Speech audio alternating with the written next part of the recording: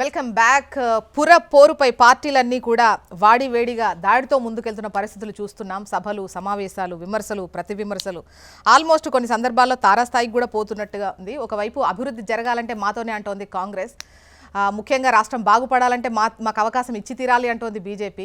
మేము చేసినటువంటి అభివృద్ధే మళ్ళీ మమ్మల్ని గెలిపిస్తాయి, డెఫినెట్గా పట్టణాల్లో మాకే పట్టుంది అంటోంది అటు బీఆర్ఎస్.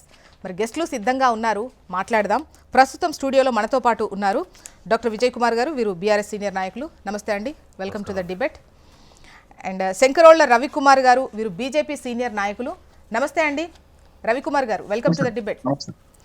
కైలాష్ నేత గారు, వీరు టీపీసీసీ ప్రధాన కార్యదర్శి అండ్ నల్లగొండ డీసీసీపీ సభ్యులు. నమస్తే అండి, వెల్కమ్ టు ద డిబేట్. అధ్యక్షులు నమస్తే అండి. Madam good morning. Good morning అండి. ముందుగా విజయ్ కుమార్ గారు, మీతోనే మొదలు పెడతాను. నిన్న సీఎం రేవంత్ రెడ్డి గారు మాట్లాడింది మిర్యాలగూడ సభలో మీరు వినే ఉంటారు. ముఖ్యంగా గత కొన్ని రోజులుగా సిట్ విచారణకు సంబంధించి మీరు ఏదైతే మాట్లాడుతున్నారో ఈ వర్డ్తోనే స్టార్ట్ చేద్దాం అనుకున్నా. జాతిపిత, ముఖ్యంగా తెలంగాణ ఉద్యమానికి సంబంధించి అంత చేసినటువంటి వ్యక్తిని కావాలనే కక్షపూరితంగా సిట్ ఇన్వెస్టిగేషన్ చేస్తున్నారు అని మీరు ఏదైతే విమర్శలు చేస్తున్నారో దాన్ని తిప్పికొట్టే ప్రయత్నంలోనే అసలు ఫోన్ ట్యాప్ చేసిన వాళ్ళు జాతిపిత ఎలా అవుతారు అని చెప్పేసి మాట్లాడినటువంటి పరిస్థితి చూసాం. ఏంటి దీనిపైన మీ వాయిస్ ఏంటి? జోష్ణ గారు, ముందుగా మీకు అదేవిధంగా ప్యానల్లో పాల్గొన్నటువంటి మిత్రులకు, హెచ్ఎంటీ ప్రేక్షకులు నమస్కారాలండి. ఈ ధారావాహికల కల ఒక డైలీ సీరియల్స్ లాగా, వెబ్ సిరీస్ లాగా సిరీస్ పండిస్తూ ఉన్నాడు. సిట్ 1 అని, సిట్ 2 అని, ఇప్పుడు సిట్ 3 వస్తుందో మరి ఏమొస్తుందో తెలియదు. ఇది ఫోన్ ట్యాపింగ్ అనేది ఒక ప్రజల దృష్టిని మరల్చడం కోసం చేస్తున్నటువంటి ఒక డ్రామా. ఇది ఒక కుట్రపూరితంగా చేస్తున్నటువంటి డ్రామా. వారు ఇచ్చినటువంటి హామీలు, 6 గ్యారంటీలు, 420లను అమలు చేయలేక ఈరోజు ప్రజలకు ఎన్నికల సందర్భం వస్తూ ఉన్నాయి కాబట్టి, స్థానిక మున్సిపాలిటీ ఎన్నికలు వస్తూ ఉన్నాయి కాబట్టి ప్రజల ముందుకు వెళ్ళలేక, ముఖం లేక ఈ రకమైనటువంటి ఒక చర్చని పక్కదారి పట్టించే కుట్ర చేస్తూ ఉన్నాడు రేవంత్ రెడ్డి గారు. తన యొక్క ప్రభుత్వంలో ఉన్నటువంటి క్యాబినెట్ మంత్రులు ఒక దండుపాలెం ముఠాలాగా ఏర్పడి అచ్చొచ్చిన ఆంబోతులాగా ఈ రాష్ట్ర సంపదని దాచుకుంటూ ఉన్నారు. దోచుకున్న సంపదని విదేశాల్లో దాచుకోవడం కోసం వెళ్ళినటువంటి రేవంత్ రెడ్డి గారు ఈరోజు ప్రజల్లో చర్చ జరుగుతూ ఉంది. కాబట్టి రైతు బంధు ఇప్పటి వరకు డిసెంబర్లోనే కేసీఆర్ గారు ఉన్నప్పుడు డిసెంబర్ మాసంలోనే యాసంగి పంటకి రైతు బంధు డిసెంబర్ మాసంలో వచ్చేది. కాబట్టి ఇప్పుడు ఫిబ్రవరి వచ్చింది, అయినప్పుడు కూడా రైతు బంధు ఊసేలేదు. దాదాపు 2 సీజన్లు ఎగరగొట్టిండు రేవంత్ రెడ్డి గారు. ఈ వరంగల్ రైతు డిక్లరేషన్లో రాహుల్ గాంధీ గారిని తీసుకొచ్చి 15,000 రూపాయలు రైతు భరోసా ఇస్తామని చెప్పేసి మాట ఇచ్చి మోసం చేసి కుట్ర చేసి ఈరోజు ప్రజలతో ఓట్లు వేయించుకొని 12,000 రూపాయలు మాత్రమే ఇస్తూ ఉంది ఈ ప్రభుత్వము. కాబట్టి వీటన్నిటి మీద చర్చ జరుగుతుంది. కాబట్టి జాబ్ క్యాలెండర్ మీద ఏదైతే యూత్ డిక్లరేషన్లో ఇచ్చినటువంటి హామీ ప్రకారంగా 2 లక్షల నిరుద్యోగులకు ఉద్యోగాలు కల్పిస్తామని చెప్పేసి చెప్పిండు. నిన్న ఇందిరా పార్క్ దగ్గర ధర్నాలు జరుగుతూ ఉన్నాయి. కాబట్టి ప్రజల నుంచి, అన్ని వర్గాల నుంచి వ్యతిరేకత వస్తూ ఉంది. కాబట్టి పక్కదారి పట్టించడం కోసం ఈ ఫోన్ ట్యాపింగ్ తీసుకొచ్చినటువంటి ఈ ప్రభుత్వము. నిన్న రేవంత్ రెడ్డి గారు మేము అనుకున్నాం ఫోన్ ట్యాపింగ్ వ్యవహారము నిజాలు నిగుదేలాలంటే విచారణ జరిగి తీరాలి. విచారణ జరుగుతున్నప్పుడు ఎదుటి వ్యక్తి ఎవరు ఏంటి అవన్నీ పక్కన పెడితే ఖచ్చితంగా వెళ్ళి ఆ విచారణకు సంబంధించి సహకరించి కడిగిన ముత్యంలా బయటికి వచ్చేటువంటి అవకాశం. ఇక్కడ వెళ్ళింది సాక్షిగానే, బట్ అయినా కూడా అంటే ఒక జాతిపితకు, అంటే తెలంగాణ జాతిపిత ఈ విధమైనటువంటి ప్రొజెక్షన్ మీరు ఇచ్చుకుంటున్నారు. కేసీఆర్కి ఇస్తే తెలంగాణ మొత్తానికి ఇచ్చినట్టు నోటీసులు అన్న విధంగా బీఆర్ఎస్ ప్రొజెక్ట్ చేసుకుంటోంది. మేము చేసుకోవట్లేమండి, అది ప్రజలు అనుకుంటా ఉన్నారు. మేమేమంటున్నాం అంటే తెలంగాణ జాతిపిత అనే పదం ఒక అంత ఆషామాషిగా రాలేదు కదండి. తెలంగాణ కోసం తన జీవితాన్ని ప్రణంగా పెట్టి, ప్రాణాలని చావు నోట్లో తలపెట్టి తెలంగాణ సాధించినటువంటి గొప్ప నాయకుడు కేసీఆర్ గారండి. దేశమే గర్వించదగ్గ నాయకుడు. ఆ శిఖరం, ఆకాశం అంత శిఖరానికి ఎదిగినటువంటి నాయకుడు కేసీఆర్ గారు. కేసీఆర్ గారిని రేవంత్ రెడ్డి గారు పోల్చుకుంటే ఇది ఏమన్నా ఎట్లా ఉందంటే ఇది ఆకాశానికి భూమికి పోలిక ఉన్నట్టు లెక్కేసుకోవాలి. అయినా కేసీఆర్ గారు తెలంగాణ కోసం ఎన్నో త్యాగాలు చేసిండు, పదవులను త్యాగాలు చేసిండు, ఆస్తులను త్యాగాలు చేసిండు, చివరికి తన ప్రాణాన్ని కూడా త్యాగం చేసేటువంటి ప్రయత్నం చేస్తే చివరి దిక్కుతోచని పరిస్థితుల్లో, తప్పని పరిస్థితుల్లో కాంగ్రెస్ పార్టీ తెలంగాణ ఇచ్చింది. తెచ్చిన తెలంగాణకు 10 సంవత్సరాల్లో అద్భుతమైనటువంటి పాలనను కొనసాగించి ఈ రాష్ట్రంని దేశంలోనే నంబర్ 1 అగ్రగామిగా నిలిచినటువంటి గొప్ప నాయకుడు కేసీఆర్ గారు. తలసరి ఆదాయంలో కావచ్చు, జిఎస్డిపిలో కావచ్చు, అనేక రంగాలలో, నీకు ఐటీ రంగాల్లో కావచ్చు, ఇరిగేషన్లో కావచ్చు, మొన్న ఇచ్చినటువంటి ఆర్థిక సర్వేలో కూడా తెలంగాణ రాకటే ముందు 1,31,000 ఎకరాలకు 1,31,00,000 ఎకరాలకు తెలంగాణలో సాగునీరు అందితే తెలంగాణ వచ్చిన తర్వాత 2014 నుంచి 2023 కేసీఆర్ గారు దిగిపోయే వరకు 2,21,00,000 ఎకరాలకు సాగునీరు పారించినటువంటి ఘనత కేసీఆర్ గారిది. అంటే 89 లక్షల ఎకరాలకు. నేను ఇంకొకటి, ఇప్పుడు కేసీఆర్ గారిని జాతిపిత అనడానికి అనేక రకాలైన కారణాలు ఉన్నాయండి. రేవంత్ రెడ్డి గారు తెలంగాణ ఉద్యమంలో ఎక్కడున్నారా? ఆయన తెలంగాణ ఉద్యమం లేడు కాబట్టి, తెలంగాణ కోసం ఆయనకు ఎలాంటి మాట్లాడే అర్హత లేదు కాబట్టి ఆ సమయంలో రేవంత్ రెడ్డి గారు ఎక్కడున్నారు? ఆంధ్ర వాళ్ళ యొక్క బూట్లు నాకుతూ, ఆంధ్ర వాళ్ళ యొక్క సంకలనం ఈ రకంగా మాట్లాడు తెలంగాణకు ఉద్యమకారుల మీద తుపాకి పెట్టి రైఫిల్ పెట్టి నేను కాల్చి పడేస్తా తెలంగాణ అంటే అనేటువంటి దుర్మార్గుడు రేవంత్ రెడ్డి గారు. అలాంటి వ్యక్తి ఈ రోజు తెలంగాణ గురించి మాట్లాడే అర్హత లేదా? కేసీఆర్ కేసీఆర్ అనే వ్యక్తి లేకపోతే తెలంగాణ లేదు.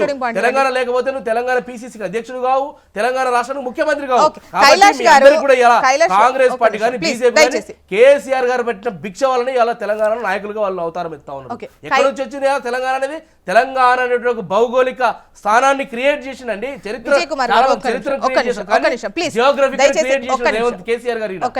కైలాష్ గారు, ఇప్పుడు ఎన్నికలు జరుగుతున్నాయి, పాలనకు సంబంధించి కావచ్చు, ఇతరత్ర అంశాలు ఏ విధంగా ఉన్నాయి, ఏంటి, అభివృద్ధి జరుగుతుందా లేదా అని ప్రజల అంచనాలు ఉంటాయి. దానితో పాటు మద్దతు వచ్చేటువంటి అవకాశం ఉంటుంది. సో ఇందులో కేసీఆర్ పాత్ర ఉద్యమంలో అది ఒక లైటర్ విన్లో తీసుకునేటువంటి దానిలాగా అంత సింపుల్గా అసలు ఏం లేదు, వాళ్ళు ఏం చేయలేదు అని కొట్టిపారేసే విధంగా మాట్లాడుతున్నారు. ఆ సెంటిమెంట్ ఎక్కడ వర్కౌట్ అవుతుందో అన్నటువంటి ఉద్దేశంతో ఈ విధమైనటువంటి వ్యాఖ్యలు చేస్తున్నారు. అసలు ఉద్యమకారుడేనా అన్నటువంటి ప్రశ్నలు కూడా పలు సందర్భాల్లో లేవనెత్తుతున్నారు. ఉద్యమకారుడని చెప్పుకునే అని అంటున్నారు.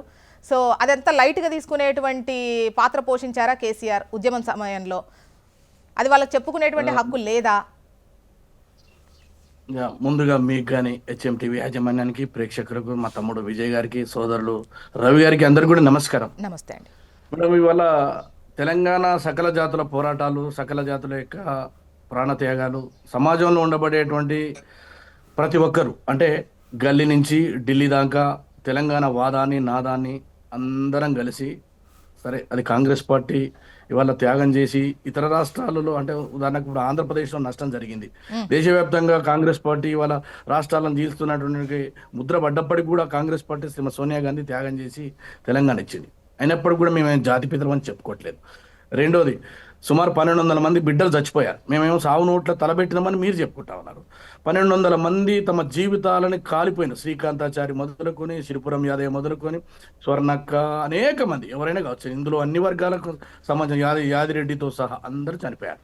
మరి వాళ్ళకి మనం ఏమిచ్చి మనం ఇలా రుణం తీసుకుంటామో మనం ఒక ఆలోచన చేయమని చెప్తా ఉన్నా. రెండోది, అనేక మంది తమ పదవులను వదిలిపెట్టారు. కొండా లక్ష్మణ్ బాబూజీ ఆ రోజు తెలంగాణ కోసం మరి పదవిని వదిలిపెట్టి ఈనాటి వరకు అంటే మొన్న చనిపోయే వరకు కూడా తెలంగాణ ఏర్పాటుకు ముందు 1 సంవత్సరం ముందు చనిపోయారు. పదవిని ముట్టలేదు. మరి వారికి ఏమి ఇస్తారో చెప్పమంటున్నా.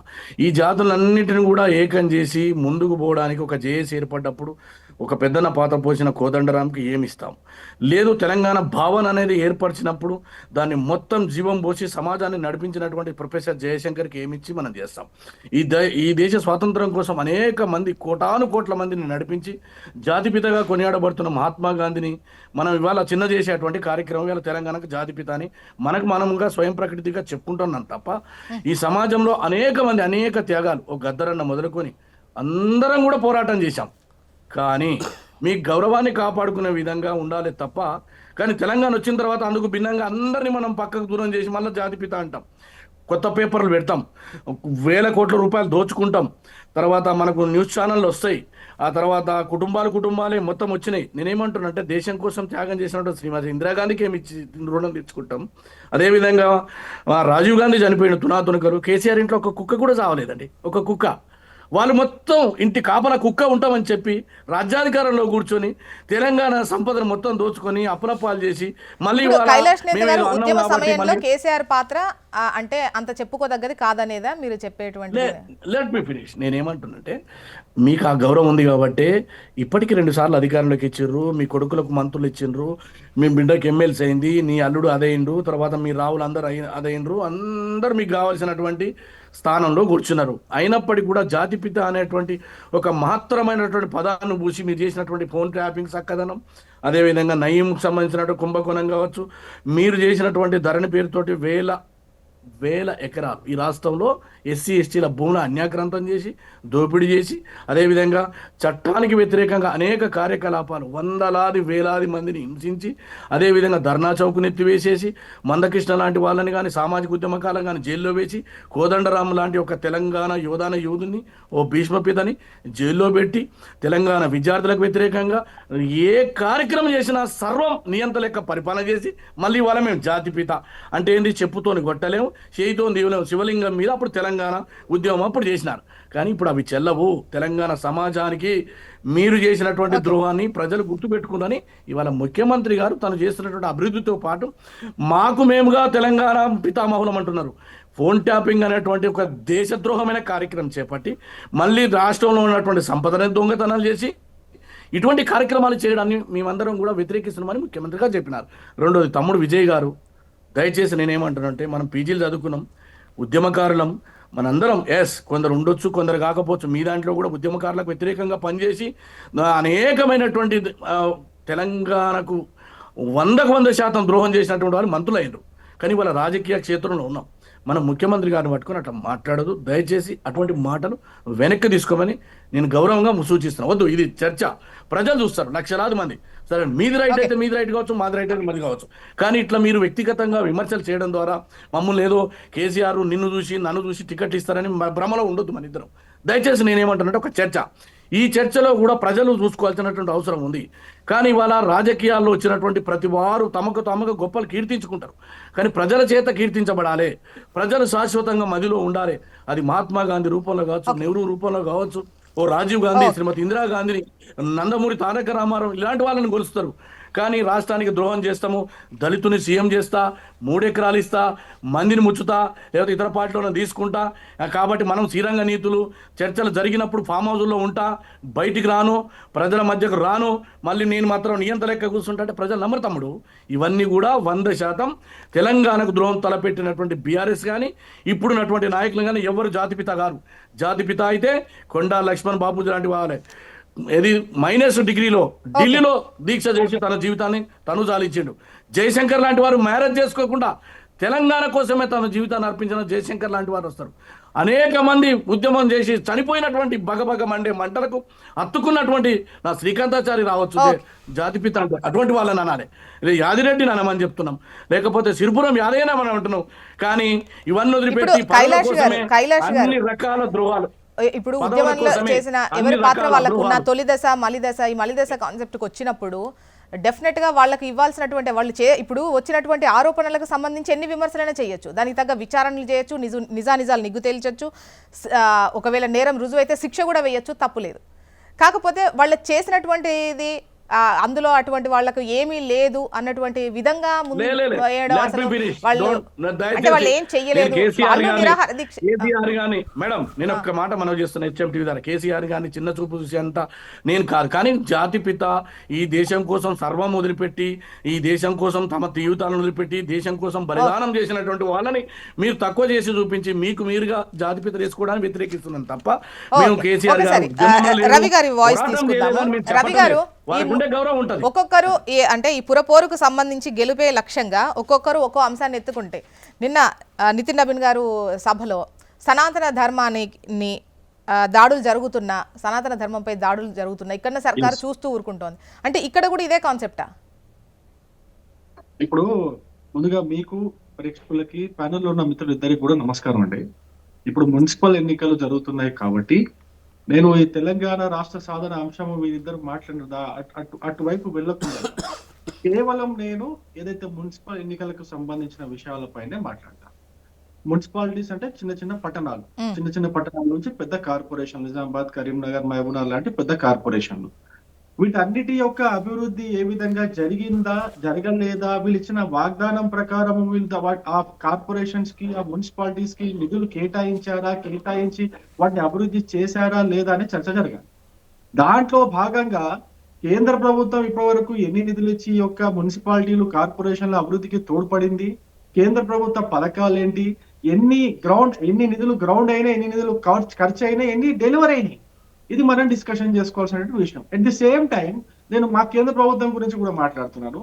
మేము అమృత్ పథకము, అదే విధంగా స్మార్ట్ సిటీ అనే 2 పథకాల ద్వారా ఈ రాష్ట్రంలో ఉన్నటువంటి అన్ని మున్సిపల్ కార్పొరేషన్లకు, మున్సిపాలిటీలకు ఎక్కడ కూడా కనీసం 50 కోట్లకు తక్కువ కాకుండా నిధులు కేటాయించి వాటిని అభివృద్ధి పరిచే కార్యక్రమం తీసుకున్నాం. వాటన్నిటిని కూడా డెలివరీ చేసినాం అంటున్నాను.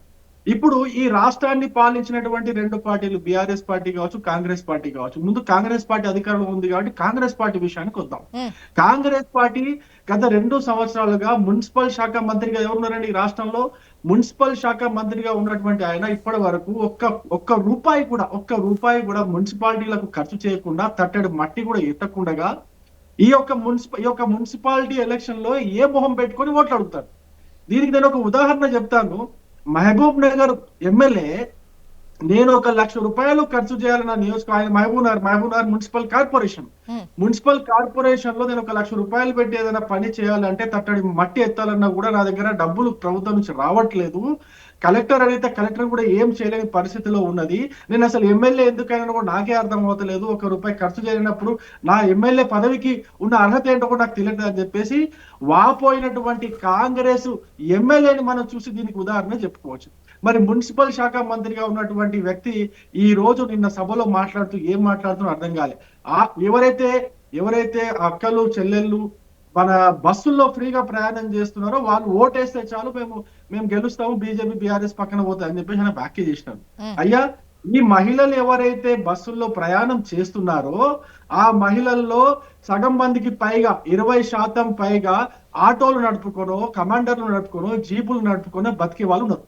ఆ కుటుంబాల పరిస్థితి ఏంటి? ఆ కుటుంబాలు ఏ విధంగా బతుకుతున్నాయి? ఆ కుటుంబాల్లో జీవనం ఏ విధంగా గడుస్తున్నది? వాళ్ళకు ఉపాధి పోయింది. ఉపాధి పోగొట్టినోను, ఆ ఉపాధి పోగొట్టిన దానికి నీకు ఓటు వేయాలని మహిళలందరూ. ఆ ఉపాధి వాళ్ళ ఉపాధి నువ్వు తిన్నందుకు వాళ్ళకు నీకు ఓటు వేయాలా? ఉపాధి పోతుందని వాళ్ళు వాపోతున్న దగ్గరకు వచ్చి మొత్తుకుంటే ఆటో డ్రైవర్లకి సంవత్సరానికి 12,000 రూపాయలు ఇస్తాను. ఇంతవరకు దానికి సంబంధించి ఒక్క మాట మాట్లాడు. ఎంతమంది ఆటో ఓనర్లు రోడ్డు మీద పడ్డారు? అందులో ఆటో ఓనర్ల కుటుంబాలు ఎన్ని కుటుంబాలు రోడ్డు మీద పడ్డాయి? అందులో మహిళలు లేరా? ఆ మహిళలు నిన్ను తిట్టుకోవట్లేదా? ఆ మహిళలు వాపోవట్లేదా? వాళ్ళ యొక్క బాధ నీకు అర్థం కావట్లేదా? ఇది కూడా మనం అర్థం చేసుకోవాలి. నేను మున్సిపాలిటీలో ఉన్నటువంటి ప్రజలందరికీ, ఓటర్లందరికీ ఒకటే విజ్ఞప్తి చేస్తున్నా. మున్సిపాలిటీలో ముఖ్యంగా కావాల్సింది విద్య, వైద్యం అండి. మున్సిపాలిటీల్లో ఉన్నటువంటి విద్యార్థులు అక్కడి నుంచి సిటీకో లేకపోతే అక్కడ దగ్గర ఉన్నటువంటి కాలేజీలలో చదువుకోవడానికి వెళ్తుంటారు.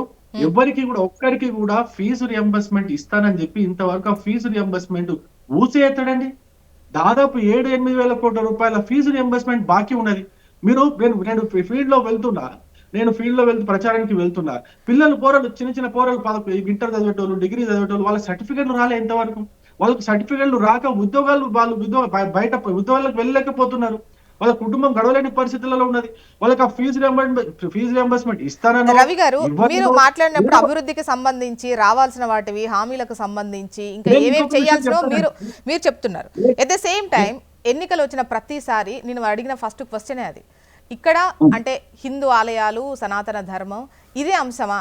అంటే ముఖ్యంగా సౌత్ కు సంబంధించి, నార్త్ కు సంబంధించి దెర్ ఇస్ డౌటే లేదు, డిఫరెంట్ గా ఉంటుంది. బట్ అక్కడి నుంచి వచ్చిన నేతలు అంటే ఎంత పెద్ద సభ పెట్టినా ఫస్ట్ మొదలు ఎత్తుకునేది సనాతన ధర్మం, హిందూ ఆలయాలకు సంబంధించిన. అంటే హిందూ ఓటు బ్యాంకును మనం పట్టుకుంటే సరిపోతుంది, గెలిచిపోవచ్చు. నేను అక్కడ కూడా వస్తున్నా. చూడండి, ఈ యొక్క రాజకీయాల్ని ఓట్ల కోసము మత రాజకీయాలుగా మార్చేది కాంగ్రెస్ పార్టీ. ఏ విధంగా మార్చిందో మీరు జూబ్లీ సెలక్షన్ లో ఉదాహరణగా చూశారు. ఆ యొక్క వాక్య అయితే చేసిండో, ముస్లింలు అంటేనే కాంగ్రెస్ పార్టీ అంటేనే ముస్లింలు అని చెప్పేసి అయితే వాక్య చేసిండో, అంతకు ముందు జరిగినటువంటి దాడులకు అది అక్నాలెడ్జ్మెంట్ లాగా తీసుకోవాలి మనం. అంతకు ముందు ముత్యాలమ్మ గుడి పైన దాడి జరిగింది. నిన్నగాక మొన్న మల్కాజ్గిరి అమ్మవారి గుడి ముందు ఏ విధంగా చేశారు మీరు చూశారు. ఈ సంవత్సరం జరిగినటువంటి వినాయక చవితి ఉత్సవాల్లో ఎన్ని మండపాల పైన వీళ్ళు దాడి చేసి వినాయక ఉత్సవాలు చేస్తున్నటువంటి ఆ మండపాలను ధ్వంసం చేసినారో మీరు చూశారు. ఎన్ని గణేష్ మండపాలు ఊరేగింపు పోతూ ఉంటే రాళ్ళు ఉరువినవరు మీరు చూసినారు. ఇవన్నీ ఎవరు చేసిరండి? ఒక శివాలయంలో చిన్న చిన్న పిల్లలు, టీనేజ్ కంటే తక్కువ ఏజ్ ఉన్నటువంటి పిల్లలు శివాలయం పోయి శివాలయంలో రాళ్ళు విసిరి శివాలయాన్ని ధ్వంసం చేస్తే దాని గురించి కూడా ఇంతవరకు ఎటువంటి కేసులు అనేటువంటి పరిస్థితి రాష్ట్రంలో నడుస్తూ ఉన్నది. హిందువుల పైన అణచివేత నడుస్తున్నది. హిందూ దేవాలయాల పైన ఈ యొక్క రాష్ట్ర ముఖ్యమంత్రి యొక్క ఇదొక దృష్టి, అదొక రకమైన దృష్టి కనిపిస్తున్నది మనకి. వీటన్నిటిని కూడా మనం ఖచ్చితంగా మనం మాట్లాడతాం కానీ మాట్లాడకూడదు. ఎవరు మాట్లాడాలి మరి? మేము మాట్లాడకపోతే కాంగ్రెస్ పార్టీ మాట్లాడదు, ఎందుకంటే వాళ్ళే చేస్తున్నారు కాబట్టి. బీఆర్ఎస్ పార్టీ అసలు మాట్లాడదు, ఎందుకంటే జై శ్రీరామ్ అంటే కడుపు నిండుతుంది అని చెప్పేసి వ్యాఖ్య చేసినటువంటి వాళ్ళు, హిందూగాళ్ళు బొందుగాలు అని చెప్పేసి వ్యాఖ్య చేసినటువంటి వాళ్ళు మాట్లాడతారు. ఎవరు మాట్లాడాలి దీని గురించి చెప్పండి? ఎవరో ఒకరు మాట్లాడాలి కదా. వక్ఫ్ భూములు ఈ మున్సిపల్ కార్పొరేషన్స్ లో, మున్సిపాలిటీలలో వక్ఫ్ పేరుతో ఎన్నో భూములు ఆక్రమించుకుంటున్నారు. నోటీసులు పంపిస్తారు, ఇది వక్ఫ్ భూమి అని చెప్పేసి. ఆ రైతులు ఏం కావాలా? ఆ రైతులు ఎట్టుపోవాలా? ఏం చేయాలా? ఎవరు ఈ సమస్యకి పరిష్కారం ఎవరు ఇవ్వాలండి? కాంగ్రెస్ ప్రభుత్వం మాట్లాడుతుందా? వక్ఫ్ బోర్డుకు వ్యతిరేకంగా మాట్లాడుతుందా? వక్ఫ్ చేస్తున్నటువంటి అరాచకాలకు వ్యతిరేకంగా మాట్లాడుతుందా? బీఆర్ఎస్ పార్టీ మాట్లాడుతుందా? వక్ఫ్ బోర్డు చేస్తున్నటువంటి అరాచకాలకి అక్రమంగా ఈ నోటీసులు పంపిస్తూ భూములు లాక్కుంటున్నటువంటి యొక్క వ్యవహారానికి వ్యతిరేకంగా బీఆర్ఎస్ పార్టీ మాట్లాడుతుందా? కాంగ్రెస్ పార్టీ మాట్లాడుతుందా? ఎవరు మాట్లాడాలా? ఇదే నల్గొండలో ఇప్పుడు పుట్టిన కైలాష్ నేత గారు ఉన్నారు. ఇదే నల్గొండలో దాదాపు 28 ఎకరాల రైతుల భూమి. ఇప్పుడు రవి గారు, మీరు ఎలా అయితే కాంగ్రెస్ ను కులాల పేరుతో విడగొట్టి హిందూ సమాజంలో చిచ్చు పెట్టి ఆ విధంగా లబ్ధి పొందాలని అంటున్నారో, మీరు పెద్ద ఎత్తున అంటే మెజారిటీగా హిందువుల, ముస్లింల, క్రిస్టియన్సా, సో ఈ లెక్కలో ఒక మేజర్ పార్ట్ను అది ఇక్కడ తీసుకుంటున్నారు. ఈవెన్ దక్షిణాదికి సంబంధించి ఈ కాన్సెప్ట్లో పెద్దగా వర్కౌట్ అయిన పరిస్థితులు కనిపించవు. కాకపోతే మీ అంశం ప్రతిసారి ఎన్నికలు వచ్చినప్పుడు మత ప్రాతిపదికనే ఉంటుంది, మతానికి సంబంధించే ముందుకెత్తుకుంటారు అనేది మీ పైన వస్తున్న విమర్శ. మీరు చాలా తప్పుగా మాట్లాడుతున్నారు జోష్న గారు, చాలా తప్పుగా మాట్లాడుతున్నారు. దీనికి సమాధానం కావాలి. అంటే చాలా తప్పుగా, ఇది చాలా తప్పు అంటున్నాను. కుల గణన ఇది వచ్చినప్పుడు హిందూ సమాజాన్ని విడగొట్టడానికి, కులాల మధ్య చిచ్చుపెట్టి కొట్లాట పెట్టడానికి కాంగ్రెస్ చేస్తున్న పని ఇది అన్నారా లేదా? నేను ఒక మాట చెప్తున్నానండి. భారతీయ జనతా పార్టీ యొక్క ప్రాధాన్యత ఎట్టి పరిస్థితుల్లో అభివృద్ధి పైనే ఉంటుంది. అభివృద్ధి అంటే ఏంటి? ప్రజల దగ్గర నుంచి మేము కలెక్ట్ చేస్తున్నటువంటి ట్యాక్స్ రూపంలో కలెక్ట్ చేస్తున్నటువంటి డబ్బుని సద్వినియోగం చేయడం, మళ్ళీ తిరిగి ప్రజల కోసం ఖర్చు చేయడం. ప్రజలకు ఎటువంటి ఖర్చు చేయడం? వాళ్ళకు కావాల్సినటువంటి మౌలిక వస్తువులు కల్పించడం, వాళ్ళకు కావాల్సినటువంటి సంక్షేమం కోసం కల్పించడం, ప్రతి కుటుంబం అభివృద్ధి కోసం ఎటువంటి పథకాలు తీసుకొని వచ్చి వాటిని కింది లెవెల్ వరకు తీసుకెళ్తే బాగుంటుంది, వాటిపైనే మా ప్రాధాన్యత ఉంటుంది. ఇది మా ప్రాధాన్యత, మొట్టమొదటి ప్రాధాన్యత. ఎందుకంటే వీఆర్ అకౌంటబుల్ అండి, వీఆర్ అకౌంటబుల్. పబ్లిక్ దగ్గర నుంచి మేము ట్యాక్స్ వసూలు చేస్తున్నాం, ఆ డబ్బుకి మేము అకౌంటబుల్. ఆ డబ్బుని 100% ఎటువంటి అవినీతి లేకుండా సద్వినియోగం చేసేటువంటి పాలన భారతీయ జనతా పార్టీకి, అది మొట్టమొదటి ప్రాధాన్యత. ఇప్పుడు కాంగ్రెస్ కి ఆ ఎజెండా లేదంటారు అధికారంలో ఉన్న కాంగ్రెస్ కి. అది మీకు తెలిసిందిగా కమిషన్ల గురించి. ఇప్పుడు నేను మాట చెప్తానండి. ఒక ఎమ్మెల్యే నేను 1,00,000 రూపాయలు కూడా ఖర్చు చేయలేకపోతున్నారు అంటే ఏం మాట్లాడతాను చెప్పండి? ఒక కాంట్రాక్టర్ అందరూ కూడా, నేను ఒక చిన్న పాయింట్ చెప్తా, కాంట్రాక్టర్లు అందరూ కూడా మా బిల్లులు రావట్లేదని చెప్పేసి ఉప ముఖ్యమంత్రి గారి క్యాబిన్ ముందు పోయి ధర్నా చేస్తున్నారంటే దాని అర్థం ఏంటి ఒక్కసారి మీరు ఆలోచించండి. ఒక్కొక్క సచివాలయంలోనే దందా మొదలు పెట్టారని చెప్పేసి మనకు వార్తలు వస్తుంది. సచివాలయంలోనే 20%, 30% కమిషన్లు అడుగుతున్నారు బిల్లుల రిలీజ్ కోసం అనేది వార్తలు మనకు గుప్పుగా వస్తూనే ఉన్నాయి కదండి. ఇవి వీళ్ళ ప్రజల యొక్క డబ్బు వీళ్ళు కష్టపడతారా? వీళ్ళు ప్రాపర్ గా ఖర్చు చేస్తారా ప్రజల డబ్బు? విజయ్ గారు, ఇంకొక చిన్న పాయింట్ చెప్తాను. నేను ఇంకో చిన్న పాయింట్ చెప్తాను, మళ్ళీ తీసుకుంటాను సెకండ్ టైం, ఎందుకంటే మళ్ళీ మనకు టైం అయిపోతుంది. ప్లీజ్ రెండో రౌండ్ లో తీసుకుంటాం. మా యొక్క ప్రాధాన్యత ప్రజల డబ్బుకి కస్టోడియన్ గా ఉండడం, వాటిని తిరిగి ప్రజల కోసం ఖర్చు చేయడం. మా యొక్క రెండో ప్రాధాన్యత. విజయ్ గారు, ఇప్పుడు కేంద్రం నుంచి వచ్చే నిధులు, రాష్ట్రం సహకారం, ఇవి ఉంటేనే ఈ అభివృద్ధికి సంబంధించి, డెవలప్మెంట్ సంబంధించి ఉంటుంది. మీరేమో ప్రతిపక్షంలో ఉన్నారు, అధికారంలో ఉన్న కాంగ్రెస్ ను, అటు సెంట్రల్లో ఉన్నటువంటి బీజేపీని కాదని బీఆర్ఎస్ వైపు చూడడం అంటే ఎందుకు? అంటే సమస్యలపై గలం ఎత్తడం కోసమే బీఆర్ఎస్ని ఇప్పుడు ప్రస్తుతానికి చూసుకోవాల్సిన అవసరం ఉందా? బీఆర్ఎస్కి ఎందుకు వేయాలి ఓటు?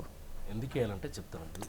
తెలంగాణ రాష్ట్రంలో 2014 నుంచి 2023 వరకు పట్టణ ప్రాంతాల్లో అనేక రకాలైనటువంటి అభివృద్ధి ప్రణాళికలతో తెలంగాణ ప్రభుత్వం, ఆ రోజు కేసీఆర్ గారి ప్రభుత్వం, కేటీఆర్ గారు మున్సిపల్ శాఖ మంత్రిగా ప్రజలకు ఎన్నో రకాలైనటువంటి కార్యక్రమాలు తీసుకెళ్ళండి. పట్టణ ప్రగతి ఉందండి.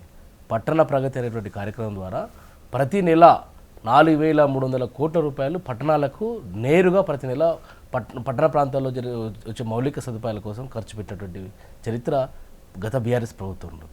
అందులో వైకుంఠ ధామాలు కావచ్చు, వెజ్ అండ్ నాన్ వెజ్ మార్కెట్లు కావచ్చు, అదే అంతర్గత రోడ్లు కావచ్చు, రోడ్ల ఎస్డిఎఫ్ ద్వారా కావచ్చు, అదేవిధంగా Telangana urban finance and infrastructure development corporation ద్వారా మౌలిక వసతులు కావచ్చు, అదేవిధంగా మిషన్ భగీరథ పట్టణ ప్రాంతాల్లో ఇంటింటికి ఉచిత అన్ని మున్సిపాలిటీలకు ప్రతి ఇంటికి కూడా ఒక్కొక్క వ్యక్తికి 150 లీటర్ల నీటిని ప్రతిరోజు అందించినటువంటి చరిత్ర బీఆర్ఎస్ ప్రభుత్వంలో జరిగిందండి. అదే రోడ్లు, ఇంటర్ లింక్ రోడ్స్, ఫ్లైఓవర్లు, డ్రైనేజీలు, అనేక రకాలైనటువంటి కార్యక్రమాలు తీసుకొచ్చింది బీఆర్ఎస్ ప్రభుత్వంలో కేసీఆర్ గారండి. కాబట్టి జరిగినటువంటి అభివృద్ధిని చూసి ఇప్పుడు హైదరాబాద్ ఉందండి, హైదరాబాద్లో ఎన్ని రకాలైనటువంటి రోడ్లు అండి, ఎస్ఆర్డిపిలో కావచ్చు, ఎస్ఎన్డిపిలో కావచ్చు, స్ట్రాటజిక్ రోడ్ డెవలప్మెంట్ దానికి సంబంధించి కావచ్చు, స్ట్రాటజిక్ నాలా డెవలప్మెంట్కి సంబంధించింది కావచ్చు. ఈ కార్యక్రమాల ద్వారా హైదరాబాద్ ఈరోజు ప్రపంచ దేశాల వాళ్ళు ఎవరైనా వస్తే హైదరాబాద్ ఎట్లా చూస్తున్నారండి. గతంలో నేనేమంటే నేను రాజకీయం మాట్లాడట్లేను. 2014 ముందు మీరు మీ జిల్లా వరంగల్ జిల్లా అనుకోండి, వరంగల్ జిల్లా రూపురేఖలు ఎలా ఉండింది, 2014 తర్వాత ఏ రకంగా రూపురేఖలు మారినాయి చూడండి, ఒకసారి చూడండి. నాకు తెలిసి 2 టైర్ సిటీస్ అనేటువంటి ఒక కొత్త పథకాన్ని తీసుకొచ్చిన కేటీఆర్ గారు. అంటే హైదరాబాద్తో పాటు శరవేగంగా అన్ని రకాలైనటువంటి పట్టణ ప్రాంతాలు కూడా అభివృద్ధి జరగాలనేటువంటి ఒక లక్ష్యంతో పనిచేసింది గతంలో బీఆర్ఎస్ ప్రభుత్వం. కాబట్టి మేము చేసినటువంటి ఈ యొక్క కార్యక్రమాలను చూసి ప్రజలు మాకు ఓట్లు తెలంగాణలో ఉన్న హైదరాబాద్ కాకుండా ఇతర పట్టణాలకు సంబంధించి ఇప్పుడు మీరైతే ఏదైతే వరంగల్ ఇవి చెప్పారో వీటికి సంబంధించి ఇతర పట్టణాలకు సంబంధించి వాటిపైన ఎంత ఫోకస్ పెట్టారు, అక్కడ ఉన్నటువంటి అసంతృప్తి మిమ్మల్ని ఓడగొట్టిందని అనిపించలేదా? అంటే ఇప్పుడు కరుడు చావుకి 100 రకాలైన కారణాలు కాబట్టి కాంగ్రెస్ పార్టీ కల్లిబొల్లి హామీలు ఇచ్చి గ్యారంటీల పేరు మీద 420ల మీద హామీలు ఇచ్చి ప్రజలకు ఏదో చేస్తారు, ప్రజలు కొంచెం ఇంకా ఎక్కువ మాకు వస్తుంది. ఇప్పుడు ఫర్ ఎగ్జాంపుల్ మహిళలకు 2000 ప్రతి మహిళకు 2500 రూపాయలు ప్రతి నెల మహాలక్ష్మి కింద ఇస్తామని చెప్పేసి అన్నారు. ప్రతి మహిళ కూడా ఆశపడ్డది కదా, మాకు ఇంటికాడ కూర్చుంటే కూడా ప్రతి నెల 2500 రూపాయలు వస్తుంది అనుకున్నారు. ప్రతి తాత 4000 రూపాయలు పెన్షన్ వస్తుందని చెప్పేసి ఆశించిండ్రు. అదేవిధంగా వికలాంగులకు 6000 రూపాయలు వస్తుందని చెప్పేసి ఆశించారు. నిరుద్యోగులకు మాకు నిరుద్యోగ భృతి వస్తుందని చెప్పేసి ఆశించారు. నిరుద్యోగులు 2 లక్షల ఉద్యోగాలు సంవత్సరం లోపల భర్తీ చేస్తామంటే నిరుద్యోగులు మాకు 2 లక్షల ఉద్యోగాలు వస్తుందని చెప్పేసి ఆశపడి వాళ్ళకు ఓట్లు ఇచ్చారు. ఈ రకంగా రైతులు 15,000 రూపాయల రైతు భరోసా ఇస్తామని చెప్పేసింది కేసీఆర్ గారు 10,000 రూపాయలు ఇచ్చారు, వీళ్ళు 15,000 రూపాయలు ఇస్తున్నారని చెప్పేసి రైతులు ఆశించారు. ఇప్పుడు ఖర్గే గారు వచ్చి ఎస్సీ ఎస్టీ డిక్లరేషన్ చేశారు. దళిత బంధు 10 లక్షలు కేసీఆర్ గారు ఇస్తే 12 లక్షల రూపాయలు మీ గెలుపు పైన ఏంటి మీ ధీమా? ఎందుకంటే ఒకవైపు ఉచిత బస్సు ప్రయాణము వీళ్ళు ఓటేసిన మహిళలు ఓటేసినా కూడా బీజేపీకి బీఆర్ఎస్ కు డిపాజిట్లు కూడా మిర్యాలగూడలో జరిగినటువంటి యంగ్ ఇండియా ఇంటిగ్రేటెడ్ స్కూల్ శంకుస్థాపన కార్యక్రమంలో ఆయన స్పీచ్ లో నేను విన్నాను, మొత్తం విన్నాము. ఆయన మొత్తం కూడా హేటెడ్ స్పీచ్ తప్ప ఒక వర్గాన్ని, ఒక కులాన్ని, ఒక మతాన్ని వీళ్ళేమో కులాలను విమర్శిస్తారు కాంగ్రెస్ పార్టీ వాళ్ళు, బీజేపీ వాళ్ళు మతాన్ని దృష్టిలో పెట్టుకొని, మేమేమో తెలంగాణ అభివృద్ధిని చూసి తెలంగాణ చేసినటువంటి అభివృద్ధి కేసీఆర్ గారి యొక్క పథకాలని ప్రతి అంగుళంలో కేసీఆర్ గారి బెంచ్ మార్క్ కనిపిస్తుంది, ప్రతి పట్టణంలో కేటీఆర్ గారి బెంచ్ మార్క్ కనిపిస్తుంది. బీపాస్ కావచ్చు, ఇలాంటి పథకాలు నేరుగా ప్రజలకు అడుగుతున్నా. ఇప్పుడు మీరేమన్నారు, ఇచ్చినటువంటి హామీలు నెరవేర్చలేదు, కల్లెబుల్లి మాటలతో వాళ్ళు అధికారంలోకి వచ్చారు అని అన్నారు. సో ఇక్కడ ఇచ్చినవి నెరవేర్చినవి ఏవైతే ఉంటాయో ఈ ఉచిత బస్సు కావచ్చు, రేషన్ సన్నబియ్యం కావచ్చు, గ్యాస్ సబ్సిడీ కావచ్చు, 200 యూనిట్ల ఉచిత విద్యుత్ కావచ్చు, ఇంకా కొన్ని పథకాలు ఏవైతే అమలు చేసినవి ఉన్నాయో, రుణమాఫీ అంటే పూర్తిగా అయిందా లేదా ఇది మళ్ళీ డిఫరెంట్ కైండ్ ఆఫ్ చర్చ, అది పక్కన పెడితే సో చేసిన వాటి పట్ల మాకు ఆ కాన్ఫిడెన్స్ ఉంది, 90% గెలుపు మాదే, మిగిలిన అరకొర సీట్లు ఏమైనా ఉంటే వాటిపైన గట్టిగా ఫోకస్ పెట్టాల్సిన అవసరం ఉంది అన్నటువంటి ధీమాలో కాంగ్రెస్ ఉంది, అధికారంలో కూడా ఉంది. ఆ కాన్ఫిడెన్స్ ఉండకూడదా? 6 గ్యారంటీలలో అర గ్యారంటీ మాత్రమే వాళ్ళు అమలు చేసే ప్రయత్నం చేస్తూ ఉన్నారు, అంతే తప్ప ఇప్పుడు మహిళలకు ఉచిత బస్సు అనేది వాస్తవంగా చేస్తూ ఉన్నారు, నేను దాన్ని ఒప్పుకోవాలి, కాదనికలేదు. కానీ ఆడ మహిళలకు ఉచిత బస్సు పేరు మీదే పురుషులకు మొత్తం డబల్ ఛార్జెస్ పెంచి పడేశారండి. సో ఆ రకంగా ఉంది. ఇప్పుడు ప్రతి ఇంటికి 200 యూనిట్ల ఫ్రీ కరెంట్ అన్నారు. 90 లక్షల రేషన్ కార్డులు ఉండే దాదాపు 40 లక్షల మందికే ఏది 500 రూపాయల గ్యాస్ సిలిండర్ కావచ్చు, 200 యూనిట్ల లోపు ఉచిత కరెంటు కావచ్చు, ఇదంతా కూడా 40 లక్షల చిల్లర మాత్రమే వీళ్ళు చేస్తున్నటువంటి ఏమంటారు వీళ్ళు లబ్ధిదారుల యొక్క ఎంపిక లిస్టు చూసినట్టయితే ఓకే, అర్హుల సంఖ్యను న- న- గణనీయంగా 40 తగ్గించారంట. లక్షల 90 లక్షల రేషన్ కార్డు తెల్ల రేషన్ కార్డులు ఉన్నాయి ఈ రాష్ట్రంలో అండి. 90 లక్షల రేషన్ కార్డులు ఉంటే 45 లక్షల మందికి మాత్రమే ఈ యొక్క పథకం అమలు అవుతుంది. అంటే సగం మంది ప్రజలకు ఈ కోత పెడుతున్నట్టే కదండి. ఇప్పుడు నేనేమంటే చేస్తే పూర్తి స్థాయి చేయాలా, ఏదో ఇట్లా చేసినట్టు చేసి తన యొక్క మంది మాగలకు చేసుకొని ఈ రకంగా అరకొర నిధులు కేటాయించి చేస్తే ఎట్లా పూర్తి చేసినట్టయితే. ఇంకొకటి సరే, మీ కాన్ఫిడెన్స్ ఏంటో చెప్పండి. ఇప్పుడు వాళ్ళ వైపు ఓటేయరు ఎందుకు, బీజేపీ ఎందుకు కాదు, మరి బీఆర్ఎస్ ఎందుకు? నేను అదే చెప్తున్నా. ఇప్పుడు రేవంత్ రెడ్డి గారు మేమేమో హార్డ్వేర్ యూనివర్సిటీ పోయి ఏదో పట్ట కొనుక్కుని 5 రోజుల కోసం కొనుక్కొని తెచ్చుకున్నాడు కదా, ఏదో మారుతాడేమో అని చెప్పేసి అనుకున్నాం. కానీ కుక్కతోక వంకర ఎట్లయితే ఉంటుందో అట్లే రేవంత్ రెడ్డి గారి మాటలు అయితే ఏ రకంగా మారుతలేవండి. నిజంగా వాస్తవం చెప్పాలంటే ఇలాంటి వ్యక్తి ముఖ్యమంత్రి ఉండడానికి 1 గంట కూడా పర్మిట్ చేయదు గవర్నర్ గారు. నేను ఎందుకు చెప్తానంటే బిఎన్ఎస్ భారతీయ న్యాయ సంహిత సెక్షన్ 352 ప్రకారంగా ఈయన మీద తక్షణమే కేసులు నమోదు చేయాలి. అదేవిధంగా సెక్షన్ 196 ప్రకారం కేసులు నమోదు చేయాలి. ఎంత అండి, ఒక కులాన్ని పట్టుకొని ఈ రావు ఈ రావు అని చెప్పేసి మాట్లాడుతూ ఉంటే ఒక ముఖ్యమంత్రి ఈ రాష్ట్రంలో ఉన్నటువంటి 3.5 కోట్ల ప్రజలందరికీ ముఖ్యమంత్రి అండి. నువ్వు ఒక కులాన్ని, ఒక మతాన్ని, ఒక జాతిని ఈ రకంగా విద్వేషాలు మేడం గారు ఇప్పుడు వారికి అంత సేమ్ ఇచ్చారు, మాకు కూడా ఇవ్వండి. ఇప్పుడు నేనేమంటున్నానంటే ఈ రకంగా ఒక విద్వేషాలు రెచ్చగొట్టే విధంగా చేస్తున్నటువంటి ముఖ్యమంత్రి గారి మీద తక్షణమే చర్యలు తీసుకోవాలి, కేసులు నమోదు చేయాలి. ఇలాంటి రెచ్చగొట్టేటువంటి కేసులలో Kaushal Kishore versus state of Uttar Pradesh 2023లో, అదేవిధంగా Amish Devgan versus union of India 2020లో, Pravasi Bhalai Sangathan versus union of India కేసుల్లో ఈ రకమైన కేసులో సుప్రీంకోర్టు చర్యలు తీసుకున్నదండి. ఎవరైతే హేటెడ్ స్పీచ్లు ఇచ్చారో వీళ్ళందరి మీద చర్యలు. కాబట్టి తక్షణమే రేవంత్ రెడ్డి గారి మీద ఈ రాష్ట్ర హైకోర్టు డిమాండ్ చేస్తాను. అలాంటి చేసిన డెఫినెట్ గా ఆ విధంగా ముందుకెళ్లాల్సిన అవసరం ఉంది. At the same time Nitin Nabi garu, Nitin Nabi ఎవరో ఉండరు, ఆయన బీజేపీ జాతీయ అధ్యక్షులు. ఈ దేశంలో ఈ రాష్ట్రంలో ఆధార్ ట్యాక్స్ నడుస్తుంది. నాయన 2024 పార్లమెంట్ ఎన్నికల్లో ఇదే మా ప్రధానమంత్రి గారు మోడీ గారు ఏప్రిల్ 30, 2024 రోజున సంగారెడ్డి జిల్లాలో, అదేవిధంగా జహీరాబాద్, మెదక్, జహీరాబాద్ 2 పార్లమెంట్ సెగ్మెంట్లో జరిగినటువంటి సమావేశంలో బహిరంగ సభలో ఈ రాష్ట్రంలో ఆర్ఆర్ ట్యాక్స్ నడుస్తూ ఉంది కాబట్టి రాహుల్ రేవంత్ ట్యాక్స్ నడుస్తూ ఉందని చెప్పేసి మాట్లాడాడు. మేము అనేక రకాలైన ఆధారాలు, అమృత్ టెండర్ల నుంచి, నైని బొగ్గు గనుల నుంచి, నిన్న ఈ కేఎల్ఎస్ఆర్ యొక్క ఏదైతే రేవంత్ రెడ్డి బినామీ కంపెనీ ఉందో ఈ కంపెనీ వరకు అనేక విషయాల మీద మేము లేవనెత్తినాము, ఆధారాలతో సహా ఫిర్యాదులు చేసాము. చర్యలు తీసుకునే దమ్ముందా బీజేపీ వాళ్ళకు? మళ్ళీ సిగ్గు లేకుండా మాట్లాడతారు. మళ్ళీ మాట్లాడడానికి ఆర్ఆర్ ట్యాక్స్ ఉందని చెప్పేసి మేము ఆధారాలతో సహా మేము ఇస్తే ఇప్పటి వరకు ముఖ్యమంత్రి గారు స్వయాన బావమరిది సూదిని సుజన్ రెడ్డికి అమృత్ టెండర్లో 1137 కోట్ల టెండర్లు అక్రమంగా కేటాయిస్తే మేము ఆధారాలతో సహా ఇచ్చాము. కానీ ఇప్పటివరకు చర్యలు లేవు. మళ్ళీ మాట్లాడడానికి నైతికత లేదు వీళ్ళకి. బీజేపీలకు ఆర్ఆర్ ట్యాక్స్ నడుస్తుంది. ఎక్కడ నడుస్తుంది? నడుస్తున్నటువంటి కైలాష్ గారు విన్నారు కదా, అటు బీఆర్ఎస్ విమర్శలు అండ్ బీజేపీ చేసినటువంటి విమర్శలు. అంటే ఉచిత బస్సు ఎక్కేటువంటి మహిళలే వేస్తే డిపాజిట్లు వాళ్ళకు రావు అని అంటున్నారు. At the same time auto వాళ్ళకి సంబంధించి ఇచ్చినటువంటి హామీ కావచ్చు, వాళ్ళు పోతున్న నష్టం కావచ్చు, అది మిమ్మల్ని ఓడగొట్టే అవకాశం ఉంటుంది అంటున్నారు. ఇచ్చినటువంటి హామీలు రూపాయి ఇస్తే పావలా కూడా కంప్లీట్ చేయలేదు, ఎలా మీకు ఓటేస్తారు అనేది వాళ్ళ క్వశ్చన్. మేడం, ఒకటి ఇవాళ మున్సిపాలిటీలో కానీ పట్టణాలలో కానీ తెలంగాణ రాష్ట్ర ముఖ్యమంత్రి రేవంత్ రెడ్డి గారి నాయకత్వంలో 21,000 కోట్ల రూపాయల పనులు జరుగుతూ ఉన్నాయి. మరిన్ని జరగవలసినటువంటి అవసరం ఉంటుంది. రెండోది, ఇవాళ ముఖ్యమంత్రి గారు వచ్చిన తర్వాత దాదాపు 18 లక్షల కొత్త రేషన్ కార్డులు వచ్చినాయి. అదేవిధంగా పట్టణాలలో 2 లక్షల ఇండ్ల నిర్మాణం జరుగుతూ ఉంది. అంటే కొంతమందికి రన్నింగ్లో ఉన్నాయి, మరి కొంతమంది చేసుకోలేదు. రెండో విషయం, ఇవాళ 200 యూనిట్లకు సంబంధించి ఉచితం అని చెప్పినాం కదా, దాదాపు 60 లక్షల కుటుంబాలండి. ఇది ఆచామాషి కాదు. 60 లక్షల కుటుంబాలంటే ఇంటూ 4 వేసుకుని ఎంత జరుగుతుందో మీరు ఆలోచన చేయమంటున్నా. సన్న బియ్యం వస్తుంది, 90% ప్రజలకు వస్తూ ఉంది. ఇది కదా సంక్షేమం. ఇవాళ బూతుపితాగా మారింది మీరు. తెలంగాణ రాష్ట్రంలో అత్యంత నీచమైన నికృష్టమైన భాషకు ఆద్యం పోసినటువంటి బీఆర్ఎస్ వాళ్ళు ఇవాళ శ్రీరంగ నీతులు చెప్తా ఉన్నారు. ఇవాళ సోదరుడు ఇందాక కూడా అడ్డగోలిగా ముఖ్యమంత్రి గారే మాట్లాడటం. ముందు కేంద్ర మంత్రి మీద ఎవరు మాట్లాడింది, తర్వాత ప్రజల మీద, ఉద్యమకారుల మీద, అనేక మంది పనిచేసిన వాళ్ళ మీద కూడా అడ్డగోలిగా మాటలు మాట్లాడినటువంటి వాళ్ళు ఎవరో చరిత్ర తెలుసుకో తమ్ముడు. కానీ ఊరికేనే మాట్లాడతా టీవీ ఉంది కదా అని చెప్పేసి అడ్డగోలిగా మాట్లాడితే మన గౌరవం పెరగదు.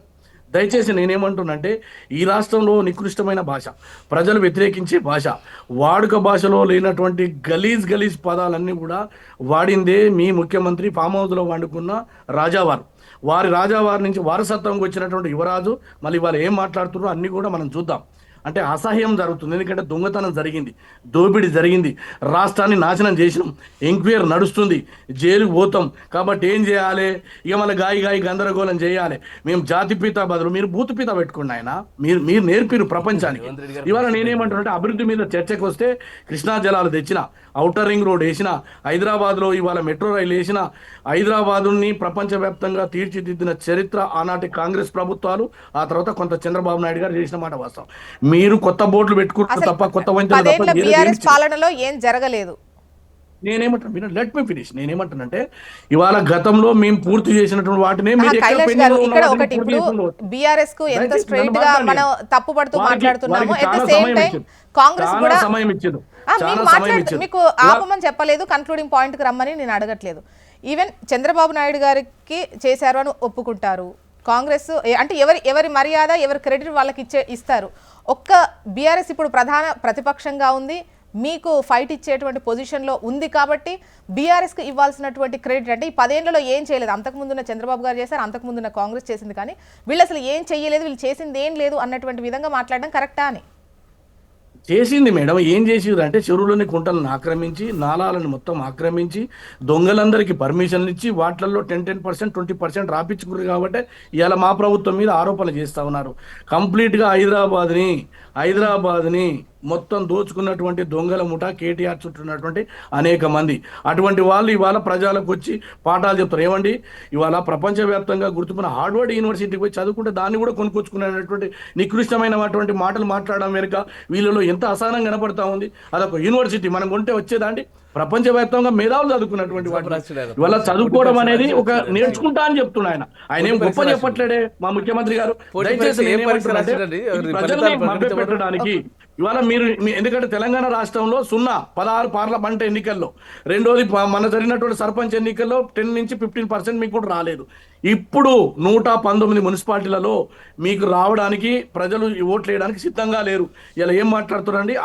7,500 కోట్ల రూపాయలు నా సోదరిమణులకు మిగిలియండి ఆర్టీసీలో ఉచితంగా ప్రయాణం చేస్తే. అది తప్ప అండి? ఆటోల గురించి మాట్లాడుతున్నారు. డెఫినెట్గా నష్టం జరిగితే ప్రభుత్వం రాబోయే రోజుల్లో వాళ్ళకి ఏదైనా అవకాశం ఇస్తుంది. కానీ 90% లబ్ధి జరుగుతుంటే వాళ్ళ మీద ఇంత అక్కస్ ఎందుకండి? మీ రాష్ట్రాలలో సన్న బియ్యం ఎందుకు ఇయ్యరు భారతీయ జనతా పార్టీ? ఎందుకో ఏకకాలంలో 2 లక్షల రుణమాఫీ ఎందుకో చేయరు? 21,000 కోట్లండి ఆశామాషి వ్యవహారం. స్వతంత్ర భారతదేశంలో రేవంత్ రెడ్డి గారు చేసినటువంటి సంక్షేమ కార్యక్రమాలు ఎవరు చేయలేదండి. మీరు చర్చకు పోదాం. ఇంటిగ్రేటెడ్ రెసిడెన్షియల్ స్కూల్ అండి, అది మామూలు విషయమా? 250 కోట్లతో అండి. మీరేమో గుడిసెలలో పెడతారు, కోళ్ళ షెడ్లలో పెడతారు, రెసిడెన్షియల్ సంబంధించిన గురుకుల పాఠశాలలు. మేము సొంత భవనాలు కట్టడం కోసం ముఖ్యమంత్రి గారు అప్పుల పాలైనటువంటి తెలంగాణ రాష్ట్రాన్ని ముందుకు తీసుకపోతే అబ్బా ఇక ప్రపంచంలో మీరేదో తీర్చిదిద్దించినట్టు. రవికుమార్ గారు, సాయశక్తుల తెలంగాణ రాష్ట్రానికి ఉన్నటువంటి నిధులతో ఎంత చేయాలో అంత చేస్తున్నాం, డెఫినెట్ గా ప్రజలు మా వైపు ఉన్నారు అన్నటువంటి ధీమా కాంగ్రెస్ అని అర్థమవుతోంది. ఇక్కడ రవి గారు ఇప్పుడు ఇంత శాయశక్తులా చేస్తామంటున్నారు, శాయశక్తులా ఏం చేస్తలేరు. వీళ్ళంతా అప్పు తీసుకొచ్చి చేస్తున్నారు. తెలంగాణ రాష్ట్ర పరిస్థితి ఇంకొక 5 సంవత్సరాలు, ఇంకొక 3 సంవత్సరాలు ఇట్లాగే నడిచినా కూడా తెలంగాణ రాష్ట్రంలో ఉన్నటువంటి ప్రతి ఒక్క పౌరుని నెత్తిపైన ఎన్ని లక్షల అప్పు భారం పడుతుందో ఒక్కసారి ఆలోచించండి. ఇదే విధంగా మనం పోతూ ఇప్పుడు సెంట్రల్ అప్పును ఒక్కొక్కరి మీద ఎంత పడుతుందండి?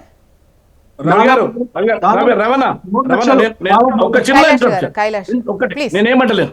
గతంలో స్వతంత్ర భారతదేశంలో ఆనాడు 60 లక్షల కోట్ల రూపాయలు ఈ దేశానికి ఉంటే మీరు వచ్చిన తర్వాత 1,53,00,000 అంటే ఒకటే లైన్ లో అడిగాను. ఇప్పుడు రాష్ట్ర అప్పే పరిగణలోకి గానీ దేశ అప్పు పరిగణలోకి రాదా? అదే క్వశ్చన్. నేను అదే చెప్తున్నాను. ఇంతకుముందు తెలంగాణ రాష్ట్రం వచ్చినప్పుడు తెలంగాణ ధనిక రాష్ట్రం, తెలంగాణ ధనిక రాష్ట్రంగా ఉన్నదాన్ని అప్పుల రాష్ట్రంగా చేసారు. 2014లో అదే టైంలో బీజేపీ నరేంద్ర మోడీ గారు అధికారంలోకి వచ్చినప్పుడు దేశం అప్పుల దేశం, ఆర్థిక పరిస్థితి కుప్పకూలిపోవడానికి సిద్ధంగా ఉన్నటువంటి పరిస్థితి. ఎన్నో ఆయిల్ కంపెనీలకి కొన్ని వేల కోట్ల రూపాయల అప్పులు ఉన్నటువంటి రవి గారు, ఇప్పుడు మనకు అప్పు లేదా? ఒకవేళ అప్పుడు గాని ప్రభుత్వం మారకపోయి ఉంటే మన ఇళ్ళకి వెళ్ళి బండ్లు కూడా బయటికి వెళ్ళేటే కాదు, మన స్కూటర్ కూడా బయటికి తీయలేని పరిస్థితి ఉండేది. అంత దారుణమైన పరిస్థితి ఉండే. అటువంటి పరిస్థితి నుంచి మనం తీసుకొచ్చాం. ఎస్, భారతదేశ అప్పుల గురించి మాట్లాడితే 200 లక్షల కోట్ల అప్పు ఉన్నది, నేను కాదంటలేను. ఓన్లీ ఈ బడ్జెట్ లోనే దాదాపు 16 లక్షల కోట్ల రూపాయలు అప్పు తీసుకొస్తున్నట్టుగా కేంద్ర ప్రభుత్వం బడ్జెట్ ప్రవేశపెట్టింది. దానిలో ఎటువంటి తప్పు లేదు, ఎక్కడ శశభిషాలు లేవు. కానీ ఆ డబ్బు అంతా ఎక్కడ ఖర్చు చేస్తున్నాం అనేది లెక్కలు ఇవ్వడానికి మేము చాలా సిద్ధంగా ఉన్నాము.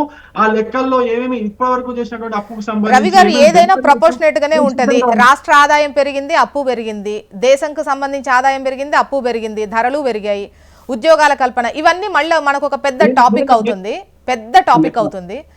చివరిచ్చిన 2 నిమిషాలు అవ్వదు. ప్లీజ్ ఒక్క లైన్ లో మీ కాన్ఫిడెన్స్ చెప్పండి, మీ వైపు ప్రజలు ఎందుకు ఉండాలో ఒక లైన్ లో చెప్పండి, మనం క్లోజ్ చేద్దాం. మా వైపు ప్రజలు ఎందుకు ఉండాలంటే, మీరు మున్సిపాలిటీలో, ముఖ్యంగా మున్సిపాలిటీలో నేను ఏం చెప్తున్నా అంటే, ప్రజలు కట్టే ట్యాక్స్ ప్రతి ఒక్క రూపాయి కూడా మళ్ళీ మీకు తిరిగి ఖర్చు కావాలి. ఎక్కడ కూడా కమిషన్ల రూపంలో పక్కకు పోకుండా 100 రూపాయలు ట్యాక్స్ కడితే 100కు 100 రూపాయలు మళ్ళీ తిరిగి మీకు ఖర్చు కావాలంటే భారతీయ జనతా పార్టీకి ఓటు వేయాలి. ఎవరి కాన్ఫిడెన్స్ లో వాళ్ళు ఉన్నారు, ప్రజలు మీ వైపే ఉన్న అసభావం మీ అందరిలో కనిపిస్తోంది. చూసాం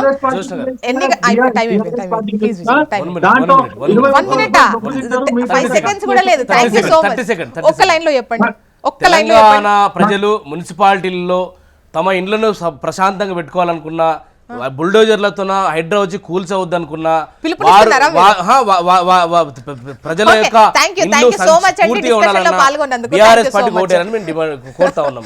విన్నపిస్తున్నారు. విజయ్ కుమార్ గారు థ్యాంక్ యూ అండి, కైలాష్ నేత గారు thank you so much, Ravikumar గారు థ్యాంక్ యూ అండి. ఇది వాళ్ళ న్యూస్ అనాలిసిస్. చూస్తూనే ఉండండి హెచ్ఎం టీవీ. వార్త ఆగదు, నిజం తాగదు.